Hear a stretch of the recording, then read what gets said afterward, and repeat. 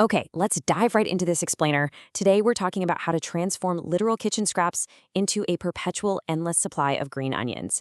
Whether you're trying to save a few bucks, cut down on those endless grocery runs, or you just want to embrace a really fun, zero waste habit in the kitchen, having fresh greens right at your fingertips is an absolute game changer. We have all been there, right? You buy this beautiful, crisp bunch of green onions for one specific recipe. You use half of them, and then you just sort of forget about the rest until they turn into that slimy, sad mess in the bottom crisper drawer. It's so frustrating, it's a total waste of money, and frankly, it's 100% avoidable. I love this quote we pulled directly from the r/frugal community on Reddit. It perfectly captures the spirit of this whole project. Listen, you do not need a green thumb to pull this off. You don't need a sprawling backyard garden, and you definitely don't need a degree in horticulture. This is a minimal space solution, and it's literally foolproof. So here is our roadmap for today's explainer. We'll kick things off with the endless green onion hack, move into getting started with your setup and planting, and then talk about creating optimal growing conditions. After that, we'll cover care, maintenance, and troubleshooting, followed by harvesting and using your crop. And finally, we'll wrap up so you can grow with confidence. All right, let's jump into section 1. Getting started, setup, and planting. So you basically have two paths to success here. You can start with a quick water glass on your kitchen counter. It's incredibly fast, super low effort, though agricultural experts do note that the flavor might fade over successive regrowths because it lacks nutrients. Or you can transition those scraps to a cheap dollar store pot of soil. Now that gives you a long-term crop that yields about 4 to 6 robust harvests with much richer flavor. Actually, you know what? You can even start them in water and just move them to soil later. You truly only need a few basic things to get started. Stuff you probably already have lying around your house. Grab those leftover store-bought or farmer's market green onion bulbs. A narrow glass or a cup. Recycled jam jars work perfectly for this. Add some fresh tap water and you're good to go. If you're going the soil route, just grab some basic potting soil and a container with good drainage. Okay, so here's how we do it, and it's absolutely crucial to follow these steps exactly. Step 1, cut the green onion so you're leaving about 1 to 2 inches of the white root completely intact. Step 2, place those scraps root down in your narrow jar. But pay close attention to step 3. You only want to add about 1/8 to 1/4 of an inch of water. Seriously, just enough to wet the roots. You do not want to drown the poor plant. And talk about instant gratification. On day 1, you're just looking at scraps in water. But by day 3, you're going to see these little green shoots popping up. And incredibly, by days 7 to 9, you will have fully grown green onions ready to snip and eat. It's literally like watching a time-lapse video happening right on your counter. Let's move on to section 2, creating optimal growing conditions. Now, while these setups are super clean and low maintenance, hitting these basic environmental needs is going to ensure you get really strong root systems.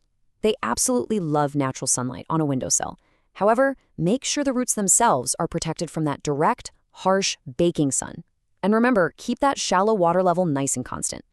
Now, this number is absolutely key. 18 to 22 degrees Celsius. That's about 64 to 72 degrees Fahrenheit for those of us using that scale. Agricultural experts tell us this specific temperature range is the sweet spot to stimulate optimal root and leaf growth. Anything up to 24 degrees Celsius is totally fine, but if your windowsill turns into a tiny oven, growth is actually just going to stall out. All right, section 3, care, maintenance, and troubleshooting. If you take just one thing away from this entire explainer, let it be this golden rule. The roots need to breathe. They need oxygen. If you completely submerge the roots and the bulb in water all the time, they will eventually rot, turn into absolute slime, and the onion will die. So keep that water level shallow. So let's troubleshoot some common beginner hiccups. If you're seeing slime or rot, you're drowning the plant. Just reduce the water to that 1/4 inch max. What if your water gets cloudy or kind of smelly? Honestly, that happens. Just change the water every 1 to 2 days to keep things fresh.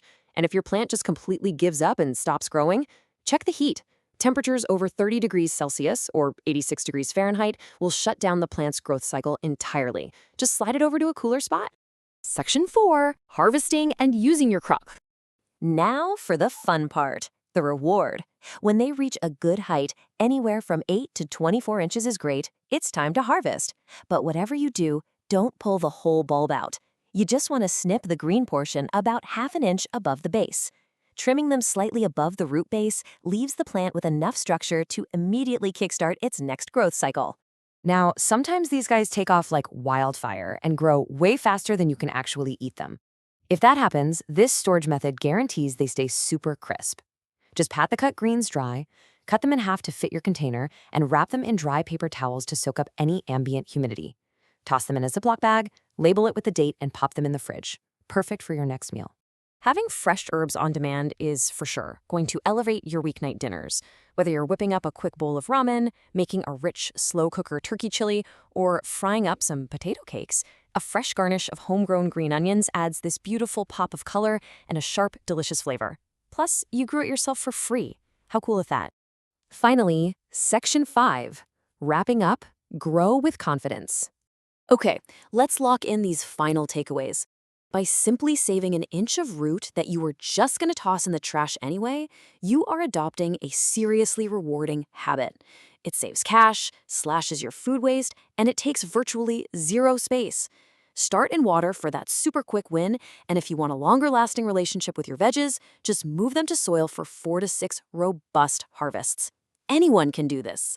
Just a quick disclaimer as we wrap up. While this explainer is grounded in agricultural research and highly tested community methods, every single home is a little bit different. Your home's humidity, natural light, and ambient temperature will vary. So don't be afraid to experiment with watering schedules or where you place the pot until you find the perfect groove for your space.